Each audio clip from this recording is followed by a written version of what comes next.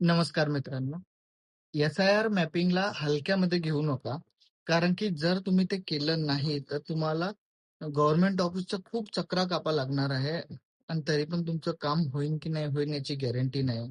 S-I-R मॅपिंगमध्ये तुमचं नाव आहे की नाही ते चेक करा. जर BLO येऊ शकत नसेल किंवा त्यांच्या मागे पण पुष्कळ कामं दिले गेलेले आहे त्याचे, तर आपण स्वतः आपल्या एरियातला BLO शोधून तिथे जाऊन आपला फॉर्म घेऊन यायचा. त्याच्यासोबत आपला आधार कार्ड, फोटो आणि ज्या डिटेल आहे त्या फिल करून त्यांना नेऊन द्यायचं. त्यांनी कसं होईल की आपलं काम पण लवकर होईल आणि त्यांचं पण काम लवकर होईल.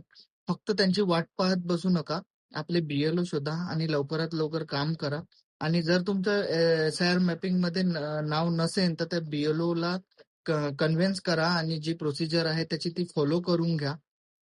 हा मेसेज सगळ्या बांधवांपर्यंत पोहोचवा, कारण की एस-आय-आर मॅपिंग हे पुष्कळ लोकांना समजत नाही की काहून करायचं आहे आणि हे करण्यासाठी तुम्हाला पुष्कळशी मेहनत पण घ्यायला लागू शकते.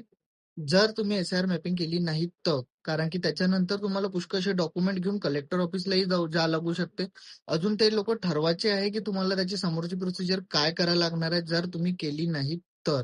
म्हणून लवकरात लवकर आपली एस-आय-आर मॅपिंग करून घ्या आणि हा मेसेज जास्तीत जास्त बांधवांपर्यंत शेअर करा आणि मला फॉलो करायला विसरू नका, कारण की मी अशाच माहिती तुमच्यापर्यंत पोहोचवत राहतो. धन्यवाद.